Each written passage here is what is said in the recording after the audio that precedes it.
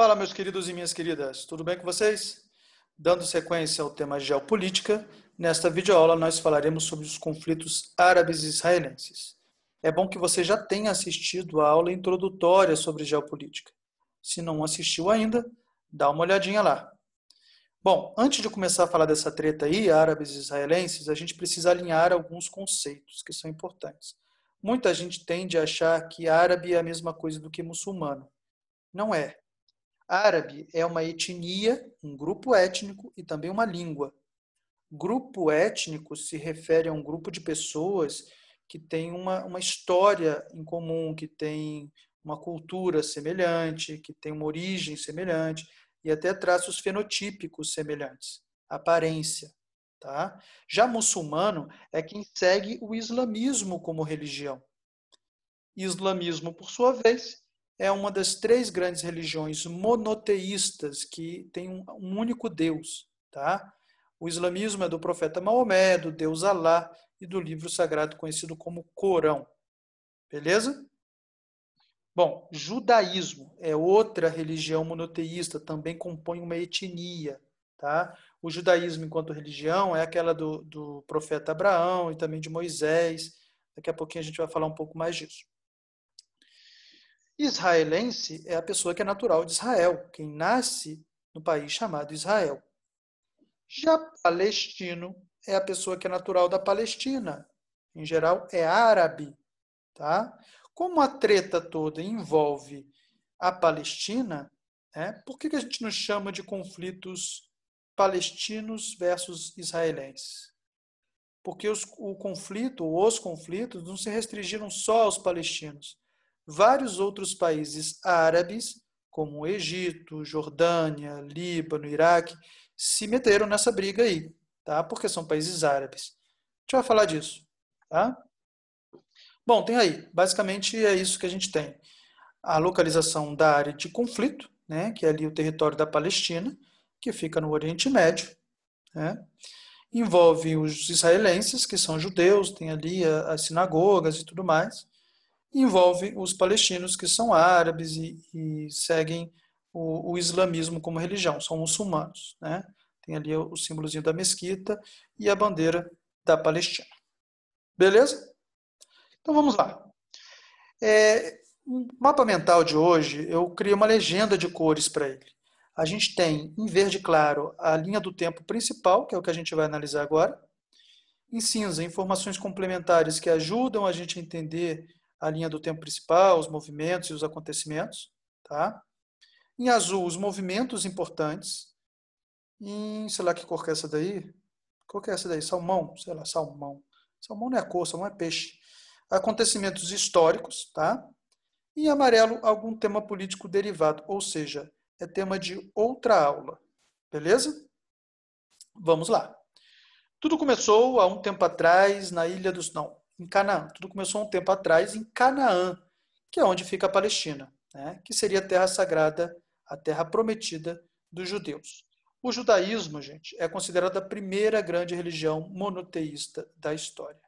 Bom, basicamente foi o seguinte, a galera vivia ali na Península Arábica, é uma galera que era politeísta, ou seja, adoravam a vários deuses. Aí, de repente, Abraão recebeu uma mensagem, a voz de Deus, dizendo, olha, eu sou o único Deus que existe e você tem que guiar o seu povo para este caminho, para este conhecimento de que eu sou o único Deus. Inclusive, existe uma terra sagrada e vocês têm que ir para lá. Né? E eles foram. Abraão levou a galera para lá, só que aí, depois de um período de seca, de muita fome, eles saíram e muitos foram aprisionados e escravizados no Egito. Aí surge Moisés, com aquela história toda de libertar o povo judeu da escravidão egípcia, né? E aí eles foram reconduzidos para a Terra Sagrada e chegam novamente à Terra Sagrada, já com o nome de Israel, e Israel se torna uma grande potência nessa região. Tá? Coloquei aqui a informação de que é bom estudar com calma a história de ascensão e queda de Israel. Tá? A gente não pode entrar nesse mérito aqui, isso aqui seria uma aula muito demorada e muito técnica da área de ensino religioso, né? Da área de história, inclusive. Tá? Bom, no século 8 a.C., Israel perdeu suas terras, foi invadido e conquistado pelos assírios e pelos babilônios. Com isso, a gente tem a diáspora dos judeus, a diáspora israelense. Ou seja, os judeus israelenses se espalham pelo mundo. Né? Eles são expulsos do seu território, eles acabam se espalhando pelo mundo. E com isso, eles viram um povo sem um território. Né? Não tem um território próprio, não tem um país próprio. Muito tempo depois, no final do século XIX, cresce, principalmente na Europa e nos Estados Unidos, um movimento que defende a criação de um Estado para os judeus, lá na antiga terra prometida deles, lá em Canaã. Esse movimento ficou conhecido como sionismo. Tá? Ficou não, ele é conhecido como sionismo. E esse movimento não é só algo teórico, assim, olha, eu defendo a criação de um território para os judeus. Não, ele foi prático também. Muitos judeus que já estavam inseridos nas comunidades europeias e também na comunidade estadunidense, muitos deles com grande influência política, eles conseguiram comprar terras lá na Palestina, né, que seria Canaã, terra prometida deles, e doaram para alguns grupos judaicos. Né? Então, o sionismo foi um movimento teórico e prático também. Tá? Bom, continuando a linha do tempo, a gente tem a questão do Holocausto, todo mundo sabe o que foi, né? A perseguição de Hitler aos judeus, né? Aprisionamento, tortura e assassinato de muitos judeus. Soma-se a isso também o antissemitismo, que é um movimento de perseguição aos judeus, tá? Que acontece especialmente na Europa, com muita discriminação e alguns ataques violentos, alguns ataques físicos mesmo, tá? Por pura xenofobia, por puro preconceito mesmo. Nesse caso é chamado de antissemitismo, tá? E este cenário todo, o movimento que defende a criação de um Estado para os judeus, o Holocausto e o antissemitismo ajudaram a sensibilizar a comunidade internacional em torno da causa dos judeus. Tá? Isso levou a ONU, recém-criada. Então, a ONU foi criada ali no final da Segunda Guerra Mundial, e uma das primeiras grandes ações internacionais da ONU, ela cria, no ano de 1947, o Estado de Israel, lá no território da Palestina, que é árabe. Tá? Então, tem aqui um plano de partilha. O cenário anterior à divisão, vocês estão vendo aqui a Palestina, tudo que está em verde. Em branco são os assentamentos dos judeus. Né? E aqueles assentamentos, aquelas terras compradas pelo movimento sionista. Tá? Essas áreas aqui. Aí veio a ONU, em 1947, e o plano de partilha dela pegou parte dessas áreas que já continham assentamentos dos judeus, mais esse pedaço aqui embaixo, ó, e criou o Estado de Israel, dividindo com a Palestina. Nada deixou os árabes mais pistola do que isso. Uma instituição que ainda não tinha o peso que a ONU tem hoje em dia, né? Afinal de contas ela tinha acabado de ser criada. É uma organização internacional que vem do nada, interfere aqui no meu território, né? E aí, com isso, a gente tem o início dos conflitos entre os povos árabes e os israelenses. Tá? Muito importante para a gente compreender por que outros países árabes se intrometeram nessa disputa que inicialmente era entre palestinos e israelenses, é o movimento pan-arabista. O movimento pan-arabista é um movimento político laico que defende a unificação de todos os países árabes em um único país, uma grande nação árabe laica, ou seja, sem interferência das decisões, nas decisões políticas da religião. A religião não interferiria na política. Tá? Então, isso é que defende o pan-arabismo. Então, isso ajuda a gente a entender por que os outros países árabes tomaram as dores. Porque os palestinos também são árabes. E aí eles se sentiram também ameaçados. Nós também somos árabes, vamos defender os nossos irmãos árabes. Tá? Estes são os principais conflitos. A Guerra da Partilha, logo quando a ONU propôs esse plano, propôs não, né? Executou esse plano de partilha. A Guerra do Suez, a Guerra dos 6 Dias e a Guerra do Yom Kippur.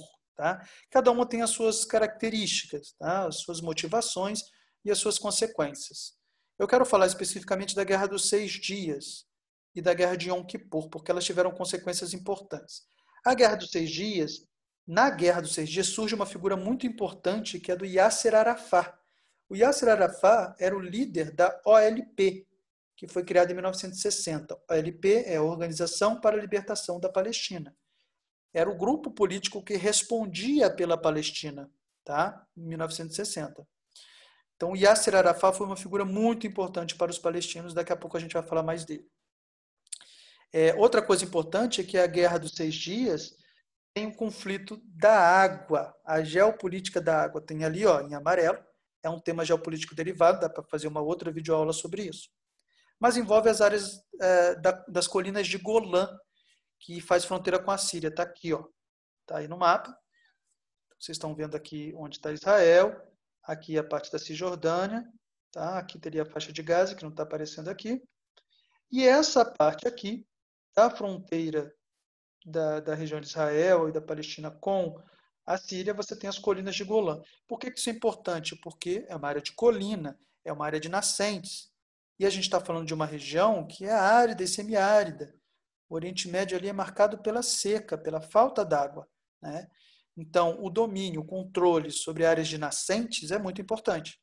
Então, a Guerra dos 6 Dias envolveu o controle dessas áreas de nascentes. Isso é muito importante, tá? Assim como a Guerra de Yom Kippur, que também tem uma consequência muito importante, que foi a primeira crise do petróleo, em 75, né? Foi o seguinte, quando aconteceu a Guerra de Yom Kippur, quando os árabes atacaram Israel no dia do feriado deles, o feriado do perdão, o dia do perdão, que é o Yom Kippur, os israelenses ficaram pistola e contra-atacaram. E nesse contra-ataque eles saíram invadindo a porra toda, saíram aí invadindo vários países árabes, várias regiões. E aí a OPEP, a Organização dos Países Exportadores de Petróleo, que havia sido criada em 1960, que é comandada em sua maioria por países árabes, como a Arábia Saudita, ficou meio pistola com essa invasão aí de Israel e o apoio do Ocidente a Israel, começou a boicotar a exportação de petróleo para os países ocidentais. Isso gerou a primeira crise do petróleo aqui no Ocidente. Inclusive, precipitou a formação do G7. Lembra do G7? Estados Unidos, Canadá, Reino Unido, Itália, França, Alemanha e Japão. As 7 maiores potências do mundo se reuniram para tratar da crise do petróleo e de outras crises, aí, de outros cenários econômicos internacionais. Criaram o G7, que depois virou G8 e atualmente é G20. Tá? Então, esses fenômenos foram importantes. Aqui, nessa tabelinha, a gente tem as guerras, 3 das principais guerras, os opositores, quem que se opôs a Israel, né? Tá aí, ó, Guerra da Partilha, Egito, Síria, Iraque, Jordânia e Líbano. E o resultado? Bom, eu vou deixar vocês lerem depois com calma os resultados, mas eu já vou dar um spoiler. Israel ganhou tudo. Israel ganhou todos os conflitos com a ajuda de forças ocidentais. E, claro, cada vez que ele ganhava um desses conflitos, ele expandia os seus domínios, o seu território, para a área de outros países e para a área da própria Palestina, né? Um desses países invadidos por Israel foi o Líbano. E é a partir de uma dessas invasões de Israel ao Líbano que surge o Hezbollah, chamado Partido de Deus. Tá? Atualmente, 2020, o Hezbollah está com uma treta aí com Israel. Vocês devem se lembrar, recentemente a gente teve a explosão no porto de Beirute, no Líbano, e muita gente associou isso a um possível ataque de Israel a instalações do Hezbollah no porto de Beirute. Mas essa teoria não se confirmou, tudo indica até o momento que foi realmente um acidente, tá? Não foi nenhum ataque. E uma coisa curiosa é que o Hezbollah tem um poder militar maior do que o próprio Líbano. Tá? Então, o Hezbollah, que é visto como um grupo terrorista, é também um partido político, uma força política muito atuante dentro do Líbano.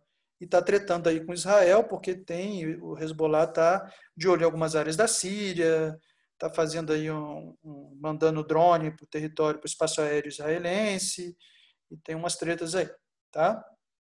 Bom, como Israel foi vencendo todos os conflitos contra os árabes, e principalmente ali na região da Palestina, o movimento de diáspora agora é o inverso. Agora, quem se espalha pelo mundo, quem foge principalmente para os países vizinhos, que também são árabes, são os palestinos. Então, neste momento, a gente tem outra grande diáspora, outra grande dispersão de um povo, que agora são os palestinos. Tá? Bom, nesse cenário todo, a Palestina fica dividida geograficamente em duas grandes áreas, que são isoladas, não têm conectividade entre elas, a faixa de Gaza e a Cisjordânia. Né? Aqueles grandes conflitos não ocorrem mais, mas a gente tem as intifadas. Na década de 80, a gente tem a primeira intifada. Intifada são movimentos populares, intifadas são movimentos populares palestinos contra os assentamentos israelenses. Vejam bem, é algo muito descoordenado. É quase que uma luta de paus e pedras contra mísseis e bombas do outro lado. Tá?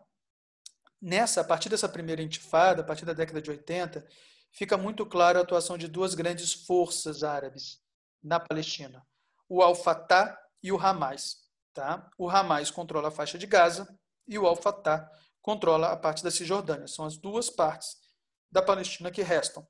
Tá? Bom, na década de 90, a gente tem um acontecimento político muito importante, que são os acordos de Oslo. Israel e a Autoridade Nacional Palestina, que substituiu a OLP, Organização para a Libertação da Palestina, virou Autoridade Nacional Palestina, ANP, tá? Comandada por Yasser Arafat. E com o intermédio dos Estados Unidos, Israel e a Palestina, e a Autoridade Nacional Palestina, chegaram a um acordo de paz. Mas, né, tem uma dica aí para vocês de documentário. The Oslo Diaries, um documentário que fala sobre os acordos de Oslo. Eu não me lembro se tem na Netflix, não me lembro. Tem que dar uma pesquisada. Mas deve ter alguma coisa aí de YouTube também, tá? Vale a pena assistir, é um documentário bem interessante sobre a política envolvendo essa treta aí e esse acordo de paz. Nos anos 2000 a gente tem a segunda intifada, porque os palestinos não aceitaram. Os palestinos, de uma maneira geral, não aceitaram esses acordos e eles reivindicavam o direito de retorno.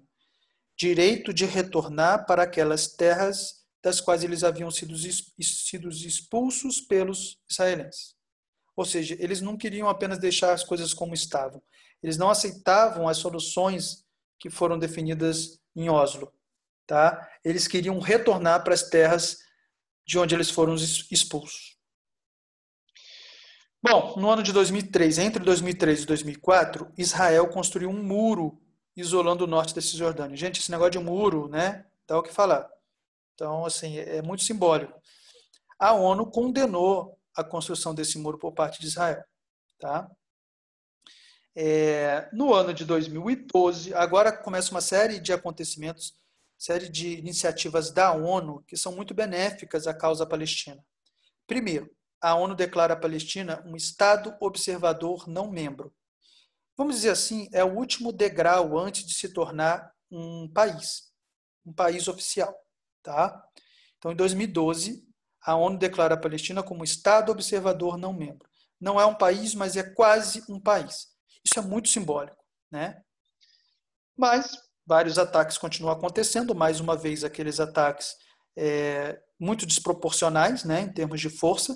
Israel tem um poderio militar muito superior ao que resta da Palestina, ao Fatah e ao Hamas, né, que controlam ali Cisjordânia e faixa de Gaza, e acaba que a população ataca com coquetel molotov, com paus e pedras, e você tem assim ataques que são, eu coloquei entre aspas, isolados, porque de vez em quando acontece, mata uma criança palestina, e aí fala que foi um israelense, Israel fala que não, que foi um palestino que matou para acusar Israel, e ficam aquelas tretas assim. Né? E Israel responde muitas vezes com bombas e mísseis, um poder ofensivo muito maior. Em 2015, como eu falei, nessa sequência de acontecimentos históricos, né, principalmente promovidos pela ONU que beneficiam a causa palestina, em 2015 a ONU hasteia a bandeira palestina pela primeira vez em sua sede. Tá? Isso é muito simbólico. Mas aí a gente tem em 2017 nosso queridíssimo Donald Trump recuando num posicionamento histórico dos Estados Unidos. Os Estados Unidos, historicamente, ficavam em cima do muro. Tá? Péssimo termo para falar, né? Mas, enfim, eles ficavam sempre assim, defendendo as duas causas. Eles defendiam a criação de um Estado de Israel junto com o Estado árabe. Então, assim, olha, para não tomar partido, eu vou ficar ali apoiando as duas causas. Eu apoio os árabes, palestinos, e eu apoio os israelenses judeus. Tá? Então, o Donald Trump não. Ele mudou esse posicionamento histórico e falou assim, eu apoio o Israel. Eu acho que a Palestina não tinha nada que estar ali. Então, quando a maior potência do mundo toma essa atitude, isso é muito simbólico, né? Meio que um balde de água fria nessas ações da ONU, que também foram muito simbólicas para o lado palestino. E Donald Trump continuou. Em 2018, ele transferiu a embaixada dos Estados Unidos de Tel Aviv para Jerusalém.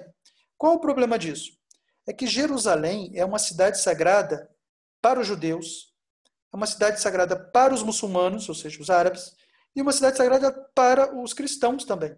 Ou seja, Jerusalém é uma cidade sagrada para as três grandes religiões monoteístas da história: o judaísmo, o islamismo e o cristianismo.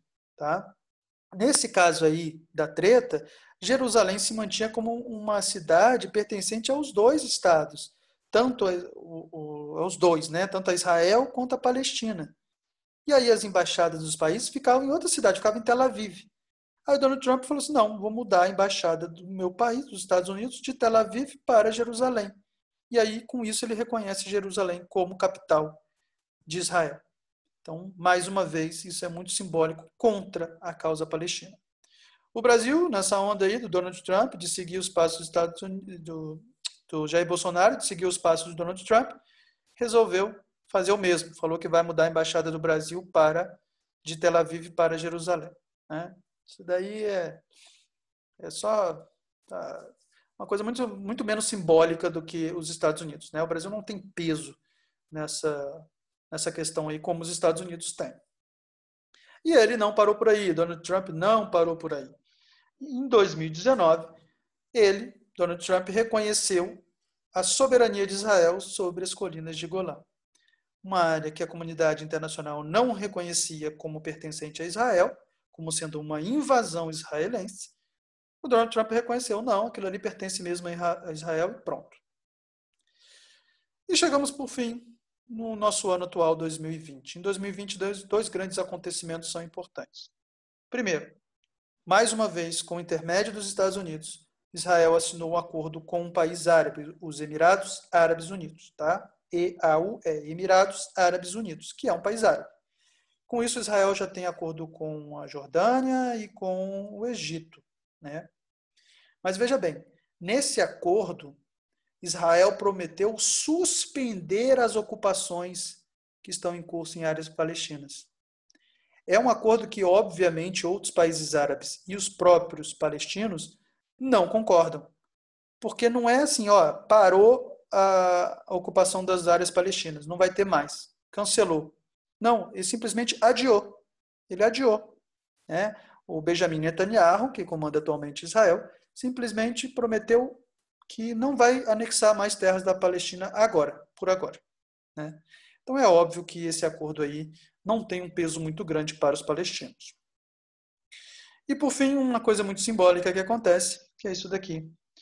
O Google Maps retirou a Palestina do seu site. A Palestina não aparece mais no Google Maps. Isso é simbólico, mais uma vez, favorável à causa israelense e desfavorável à causa palestina. Tá? Nessa sequência de mapas, a gente consegue ver o que aconteceu com a Palestina. Os dois primeiros a gente já tinha visto, né? Antes do plano da ONU, antes da divisão da ONU, que era a Palestina e o que tinha de terra israelense.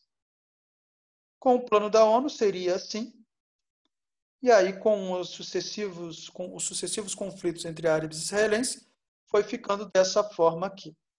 Atualmente você tem aqui faixa de Gaza, comandada pelo Hamas, e aqui a Cisjordânia toda ilhada, né? Um arquipélago aqui, comandada pelo Al-Fatah. Então você tem essas, inclusive Jerusalém que está aqui. Né? Então você tem essa situação aqui de ocupação de terras árabes, palestinas, pelos israelenses, judeus.